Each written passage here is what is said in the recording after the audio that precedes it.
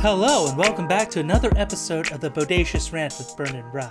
Hope everybody's been doing good, and you're going to hear us talk about and rant about some movies, particularly in the horror genre. And we are talking about A24's latest horror film, Undertone. Sorry, I can't keep that voice up. I know it's super podcast. Maybe if my face wasn't on the screen, it could work. But the fact that I'm seeing myself while recording this, it throws me off. But anyways, yes, we're talking about A24's horror movie Undertone, the newest thing to grace our presence at the theater. This is gonna be spoiler-free review because you know what? I'm just gonna say keep it spoiler-free because this is gonna be very iffy. But so if you did happen to catch this movie over the weekend, or if you're happy that Michael B. Jordan won the Oscar for Best Actor finally, also if you just like horror movies like I do, feel free to give us that thumbs up to show your support, ring the bell for notifications, and of course subscribe. If you haven't noticed, or if I haven't been clear about it enough already, horror movies are some of my favorite movies, genre in general, just because I like some of the things that people really have fun with, like the directors, the creatives behind it, whether it's scaring the crap out of you or how it relates to real life atrocities and stuff, and how it kind of brings about the art. And Undertone, it's essentially about this podcaster who is dealing with taking care of her ailing mom. She's not really doing great, on bedridden really. And in doing her podcast with her friend, they listen to a series of audio recordings that bring about a sinister presence in her house. And I was really looking forward to this movie because A24 is pretty consistent in what they do, especially in the horror sector. And I thought it was a really good premise, and the marketing is really sold at that. This is going to be the scariest movie you're going to listen to. And while it was genuinely creepy, there were moments in the theater, especially near the end, I was like, what am I watching? Like, what the hell is happening? What is this? It kind of fell flat, unfortunately. I think maybe I just had high expectations for it, or maybe I was just hoping for more room to work with the premise. I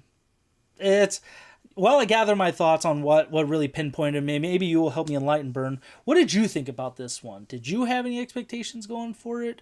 Did you like this one, or was it also a disappointment for you? I mean, I had I think I had pretty big expectations coming into it just because, again, this is an A24 movie, even though A24 in this capacity is really only just the distributor of this movie. They still usually pick some pretty good things to shepherd on and to put into theaters under their name. So, they have a little bit of a pedigree to them. And like you said, the premise itself seemed one that could be pretty fun, one was like it's focusing on the audio side of the horror aspects, really playing around with sound and stuff, and me coming from a sound background, that seemed very interesting to me, and one that I was looking forward to, but also not looking forward to, because again, I'm a big baby and I do love horror movies, but again, the slightest thing will make me jump, so it's always a fun and not so fun experience for me either way. But yeah, I mean, I think I would put it best. I think the way that you said it is best. I was a little bit disappointed by this movie at the end of the day. Not to say anything about the performance, the central performance by Nina Curie. I think she did a pretty good job. Again, this is kind of one of those movies where it's really just like a single person in a home in one location. So she does bear a lot of the weight of the movie as an actress. And I think she did a really good job in the moments that really called for her to be like emotional and to sell us on the distress when she's having to react to essentially sounds, things that were probably not even there on the set. I thought she did a really good job of like selling the idea of like these creepy things that are happening around her. So I thought she did a really good job of it. But outside of those aspects, I think the script here was kind of weak. It was a little bit repetitive in the beats of what it did. Reminded me a lot of the things they did in the very first Paranormal Activity movie. Where it kind of you get a little bit of a sense of a rhythm. I mean, at that point it was very new and it was fresh and was very creepy to a lot of us. But here in this movie, they sort of repeat the similar beats using the sound and stuff, and it's like by the third or fourth time, it gets a little bit old, so it becomes not really as creepy by the end of the movie. So on the horror aspect of it, it felt like it was a little bit of diminishing returns as we went on. Even going into the third act when the big stuff is supposed to happen, that felt a little bit muted to me, unfortunately. So it really felt like the execution here was the biggest thing that was lacking. And outside of, again, Nina Kiri's performance, everything else just didn't really quite live up to that, or live up to the premise here, where I was expecting, to be to be a lot more scared than I ended up being. And again, admittedly, as a big baby, this one wasn't all that scary to me, and that's kind of disappointing to say, especially coming from, again, an A24 distributed movie. Yeah, and I like the pun, by the way, Burn, where you said it was muted because sound. You get it. Yeah, like I was really looking forward to seeing how they were gonna play with sound, and even that aspect. Like there were some scenes where I thought I did really well at, but majority of the film, it wasn't anything special. I mean, I'm not trying to put talk smack on the creatives or the production team or anything, but I think that they definitely could have done more with it if they wanted to. Um, and I think the movie that kind of reminded me while I was watching it, like the movie that comes close to, was Hereditary, in a way, just because it also has to do with like a family dynamic and how the characters brought up in one way or another. Um, and it just, and while again, like the third act and stuff, I was kind of feeling that build of tension. It didn't really happen throughout the film for me to like get genuinely freaked out the entire time. So I think that, yeah, I do agree with you. It was very repetitive to a point where it's like, at one point I was looking at my watch. I was like, how much more of this do we have? Can we let's get to the good stuff here. Let's have some more fun with it. But I did see that something about the budget being around like half a mil, like 500 grand, but it's made like 9.3 million at the box office already. So it's definitely getting its money back. But I think maybe they could have put a little bit more into it just to give a little bit more effects and just add a little more meat to this story to really resonate with the horror. And some people really are scared by it, which is awesome. I'm glad. And there were some people in the theater, I think, screaming a little bit here and there. But other than that, I just thought it was okay. And while it sucks to say this, I don't like a disappointing horror movie. I am going to give it a 3 out of 5 on the lower end, where I'm like, it's not bad, but it's definitely not as great as I thought it would be. And would I personally recommend this?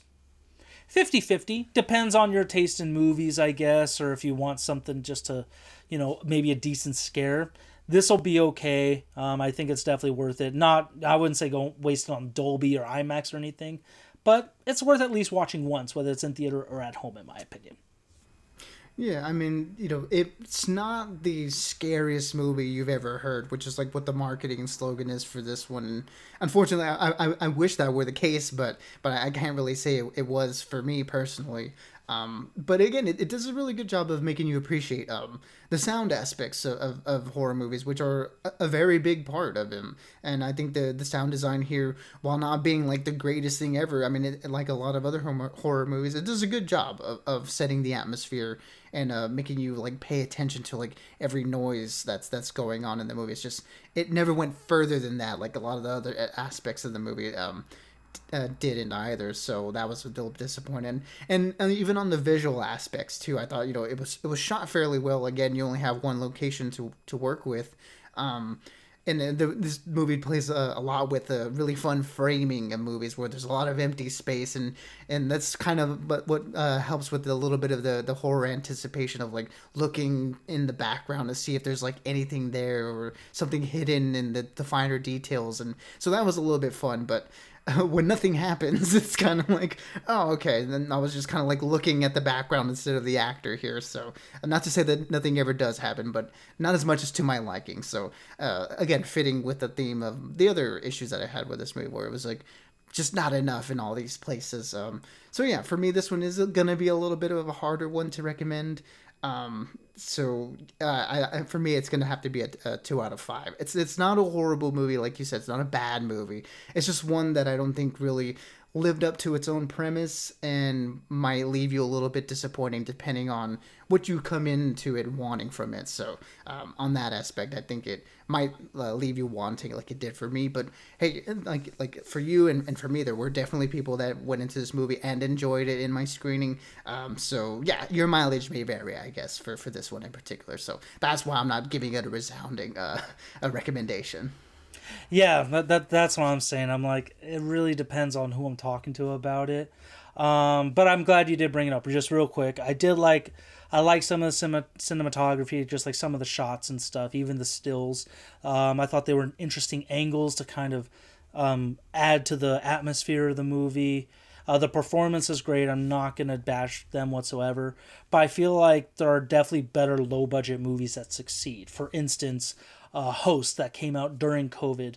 That was all done through Zoom. And that was during like real isolation, like where work couldn't be done. So that's just also the other movie that came to mind. I was like, man, like Host did it better, where it's like in a small, very small screen location kind of thing. But different movies, different situation. So yeah, 3 out of 5 for me, 2 out of 5 for Burn. Really a hit or miss for everyone, so take that with a grain of salt. Check it out if you want. It's out everywhere. And like I said, I just got to give shout out to Michael B. Jordan for winning the Oscar for Best Actor, and One Battle After Another winning the best movie of the year of last year. So, as always, everybody, stay bodacious and keep on ranting for us. Absolutely, everyone. Be good, be safe, and as always, we'll catch y'all on the next one.